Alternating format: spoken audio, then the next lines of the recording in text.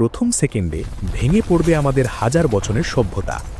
দ্বিতীয় মিনিটে আকাশ পরিণত হবে এক একটি উড়ন্ত কফিনে, এবং পঞ্চম মিনিটে শুরু হয়ে যেতে পারে এক ভয়াবহ পারমাণবিক যুদ্ধ।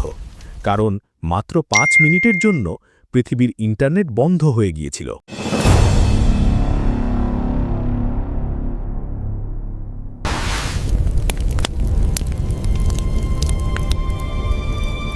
হাজার হাজার বছর আগে আমাদের পূর্বপুরুষদের জন্য সবচেয়ে বড় আবিষ্কার ছিল আগুন।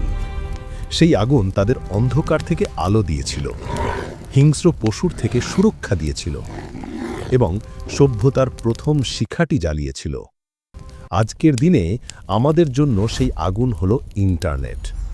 এটি আমাদের জ্ঞান দেয়, আমাদের একে অপরের সাথে যুক্ত রাখে এবং একবিংশ শতাব্দীর সভ্যতাকে চালিত করে।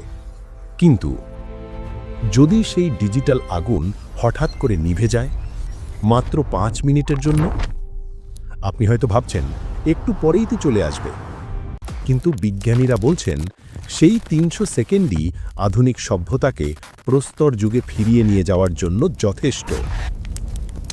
প্রথম মিনিট, মহানিস্তব্ধতা এবং আর্থিক মহাপ্রলয়। প্রথম কয়েক সেকেন্ড হয়তো কেউ বুঝতেই পারবে না। আমরা ভাবব হয়তো রাউটারের সমস্যা, কিন্তু যখন কোটি কোটি মানুষ একসাথে বুঝতে পারবে যে তারা একা নয়, তখন শুরু হবে প্রথম বিপর্যয়, মহানিস্তব্ধতা। আমাদের ডিজিটাল হৃৎপিণ্ড থেমে যাবে।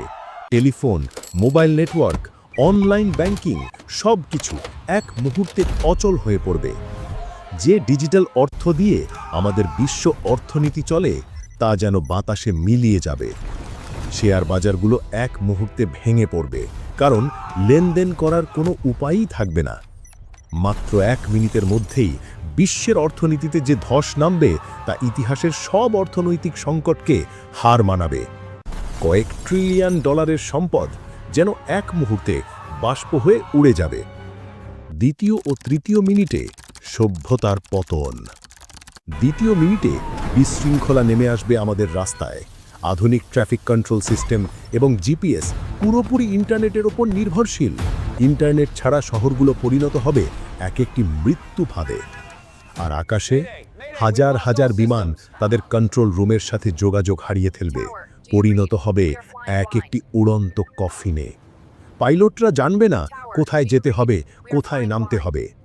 তৃতীয় মিনিটে অন্ধকার নেমে আসবে শুধু আমাদের ঘরে নয়, আমাদের হাসপাতালগুলোতেও।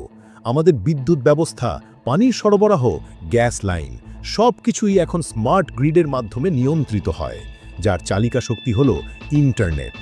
সেই আগুন নিভে যাওয়ার সাথে সাথেই আমাদের শহরগুলো ফিরে যাবে এক অন্ধকার শীতল যুগে। জীবন রক্ষাকারী মেডিকেল সরঞ্জামগুলো এক মুহূর্তে অকেজো হয়ে পড়বে।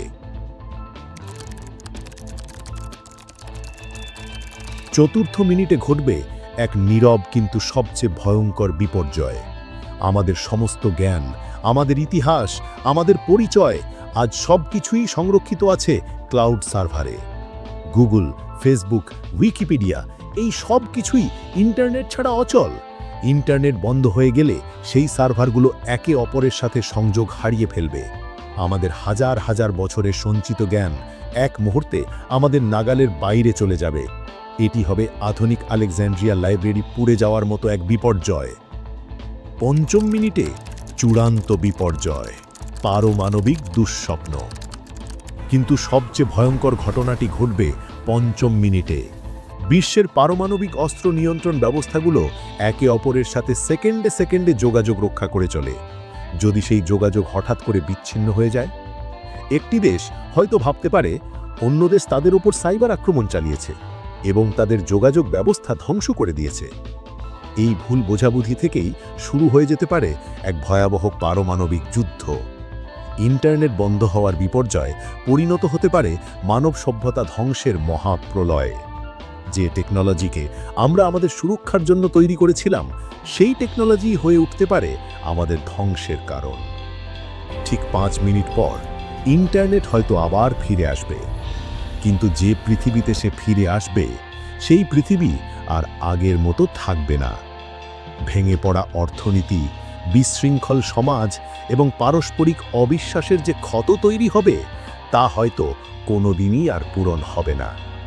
আমরা ইন্টারনেট নামক যে নতুন আগুন আবিষ্কার করেছি তা আমাদের অকল্পনীয় শক্তি দিয়েছে, কিন্তু আমরা হয়তো ভুলে গেছি যে আগুন জীবন দিতে পারে সেই আগুনই সবকিছু পুড়িয়ে ছাই করে দেওয়ারও ক্ষমতা রাখে।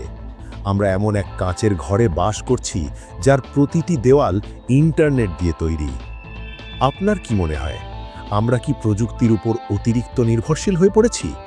আপনার জীবনের কোন অংশটি ইন্টারনেট ছাড়া সবচেয়ে বেশি ক্ষতিগ্রস্ত হবে? আপনার মূল্যবান মতামত আমাদের কমেন্ট করে জানান।